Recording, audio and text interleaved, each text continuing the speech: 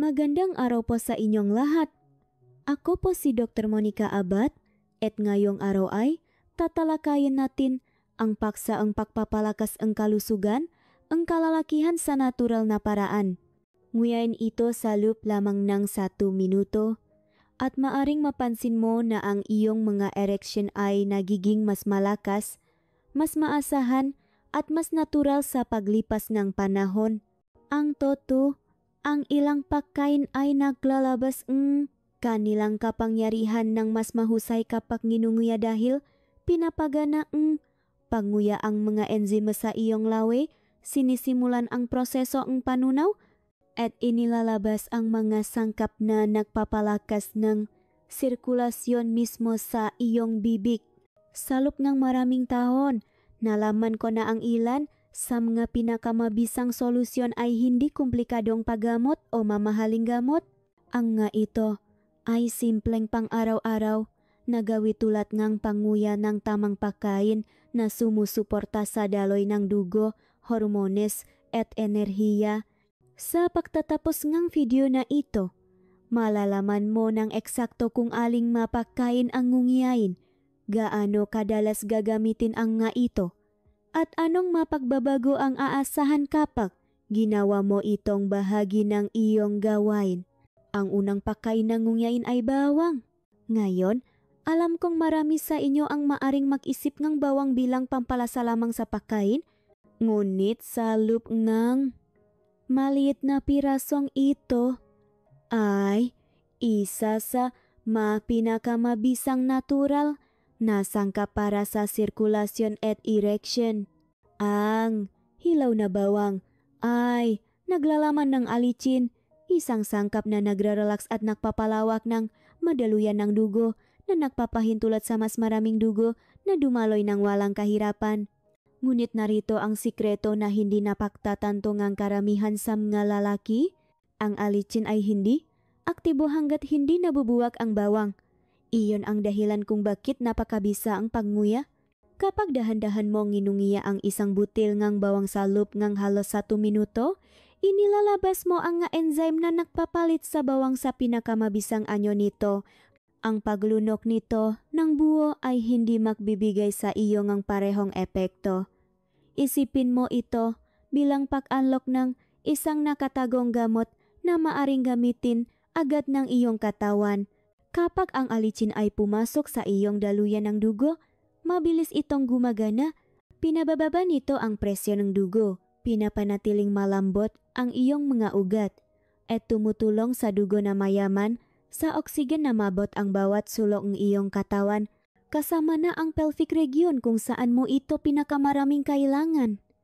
Ang erection ay lubos na nakasalalay sa daloy ng dugo, at ang bawang ay tumutulong upang matiyak na ang dugo ay malayang dumadaloy at malakas. Kung ang panguya ng hilaw na bawang ay masyadong matapang, huwag mag-alala. Maari mong durugin ang isang butil, hayaan itong umupo ng ilang minuto upang ma-activate ang alicin. At pagkatapos ay nguyain ito ng dahan-dahan na may maliit na piraso ng mansanas o parsley. Pinapalambot nito ang matalim na lasa at pinapresko ang iyong hininga habang binibigyan ka pa rin ng lahat ng benepisyo. Ang susi ay ang pagiging regular. Ang isang butil dito at doon ay hindi gaanong magbabago. Ngunit ang paggawa ang bawang na regular na bahagi ng iyong gabi o umaga ay bumubuang ang momentum. Sa loob ng ilang linggo, ang iyong daluyang ng dugo ay mananatiling mas bukas. Ang iyong sirkulasyon ay bumubuti at ang erection ay nagsisimulang maging mas malakas at mas natural muli. Ang ikalawang pagkain ng ngungiyain ay luya. Hindi tulad ng matalas na kagat ng bawang, ang luya ay may maanghang na init na kumakalat sa buong katawan halos agad. Ito ay hindi lamang isang sensasyon sa iyong dila. Ito ay ang iyong sirkulasyon na nagigising.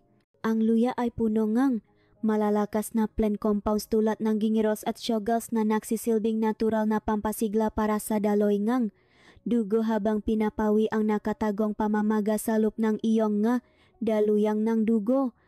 Para sa mga kalalakihan na lampas 50, ito ay lalong mahalaga. Sa pagtanda, Ang maga ugat ay maring maging matigas at mamaga na nagpapahirap sa dugo na dumaloy sa pelvic region. Tumutulong ang luya na baliktarin ito sa pamamagitan ng pagpapanatiling relax at tumutugon sa mga daluyan. Ang resulta ay hindi lamang init. Ito ay mas malakas, mas maasahang firmness kapag kailangan mo ito. Kung ang painuyan ng hilaw na luya ay masyadong matindi sa simula, maaari kang magsimula sa isang manipis na hiwa. Ang susi ay ang dahan-dahang nguyain sa loop ng halos 1 minuto na nagpapahintulot sa makatas nito na humalo sa iyong lawi bago lunukin. Dito nagsisimulang gumana ang mga aktibong sangkap. Ang ikatlong pakain ng ngungayin ay clove. Ang maliliit at mababangong bats na ito ay maaring hindi gaanong tignan, ngunit puno sila ng masangkap na ginagawa silang isa sa mga pinakamabisang pampalasa para sa sigla ng kalalakihan. Ang clove ay lalong mayaman sa mga antioxidant na nagsisilbing nga bodyguard para sa iyong testicular tissue. Kapag ginungiya mo ang isang clove, inilalabas mo ang eugenol, ang signature compound nito. Ang eugenol ay ipinakita upang pakalmahin ang pamamaga, mapabuti ang sirkulasyon, at panatilihing malambot ang mga daluyan ng dugo. Ang mas mahusay na sirkulasyon ay nangangahulugang mas mahusay na erection dahil ang dugo ay maaaring dumaloy nang malaya sa pelvic region kapag nagsimula ang pagising. Ang panguya lamang ng 1 o 2 clove bago matulog ay mayroon ding karagdagang bonus. Natural nitong pinapresko ang iyong hininga na maaring magparamdam sa iyo ngang mas kumpiyansa bago ang pagtatalik. Ngunit mas mahalaga, ang oras ng pagtulog ay ang perpektong sandali para sa ritual na ito. Sa panahon ng malalim na pagtulog, ang iyong katawan ay nagpapanatili at nagbabalanse ng nga hormones. Sa pamamagitan ng panguya ng clove bago matulog, pinapabilis mo ang prosesong iyon sa mismong oras na ito ay pinakamahalaga. Ang pinakamagandang bahagi ay hindi mo kailangan ng marami. 1 o 2 clove lamang sa isang araw ay sapat na upang ibigay sa iyong katawan ang kailangan nito. Ang pagiging regular, hindi dami, ang nagdudulot ng mga resulta. Ang ika-4 na opsyon ay pumpkin seeds. Karamihan sa atin ay iniisip ang mga ito bilang isang pang-seasonal na snack, isang bagay na inihaw at inasinan sa panahon ng anihan.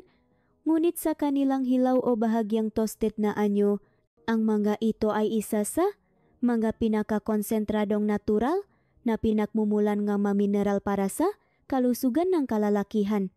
Ang panguya ng pumpkin seeds ay higit pa sa pagbibigay kasiyahan sa isang craving. Inilalabas nito ang zinc, magnesium at malusok na taba na direktang gumagana sa iyong testosterone at sirkulasyon. Ang zinc ay marahil ang pinakamahalagang mineral pagdating sa erection. Kung wala ito, ang iyong katawan ay hindi makagawa ng testosterone sa sapat na dami. Kapag ginunguya mo ng husto ang pumpkin seeds sa loop ng 1 buong minuto, inilalabas mo ang kanilang natural na langis sa iyong lawi. Sinisimula nito ang proseso ng pagsipsip bago pa man umabot sa iyong tiyan na ginagawang mas madali para sa iyong katawan na gamitin ang mga mineral. Iyon ang dahilan kung bakit mas malakas ang panguya kaysa sa mabilis na paglunok lamang. Ang ika-5 pagkain ay ang walnut. Sa unang tingin, ito ay isang simpleng nut, ngunit sa loob nito ay nagtataglay ng isa sa mga pinakamayamang kombinasyon ng nga sustansa para sa sirkulasyon at suporta ng hormone. Ang mga walnut ay puno ng omega, 3 fatty acids, malusok na taba na nagpapanatili ng iyong mga ugat na malambot at ang iyong dugo ay malayang dumadaloy. Para sa mga kalalakihan na nahihirapan sa mahihinang erection, ang flexibility na ito ay mahalaga. Ang dugo ay dapat na makapasok sa penis ng mabilis at manatili dun, at ang omega 3S ay ginagawang posible iyon. Naglalaman din ang mga walnut ng arginine, isang amino acid na binabago ng iyong katawan sa nitric oxide. Tandaan, Ang nitric oxide ay ang chemical messenger na nagpapahiwatig sa iyong maugat na mag-relax at magbukas ng malawa sa panahon ng pagising. Kung walang sapat na nitric oxide, ang ma-erection ay nagiging mahina o hindi maasahan.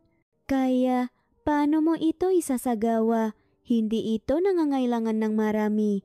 Pumili ng isa o dalawa sa mapakain ito araw-araw at mangako na nguyain ang nga ito ng dahan-dahan salop ng halos 1 minuto. Hindi mo kailangan ng malaking dami. Isang butil ngang bawang, isang hiwangang luya, isang clove bud, isang maliit na dakot ng pumpkin seeds, o 2 hanggang 3 walnut ay sapat na. Paikutin ang mangga ito sa buong linggo upang bigyan ang iyong katawan ng iba't ibang sustansya. Ang susi ay ang pagiging regular. Ang isang araw ay hindi gaanong magbabago, ngunit ang 3 linggo ngang tuloy-tuloy na pagnguya ay maaring magdala ngang tunay na resulta. Mga Gino, ang pagpapabuti ay hindi laging nakmumula sa komplikadong paggamot. Minsan ito ay nakmumula sa pinakamatanda, pinakasimpleng gawi. Bawang, luya, clove, pumpkin seeds, walnuts, ito ang makapakain na naiintindihan ng iyong katawan. Sa pamamagitan ngang panguyasam nga ito, inilalabas mo ang kanilang buong potensyal upang mapabuti ang sirkulasyon, itaas ang testosterone, at suportahan ang ereksyon ng natural.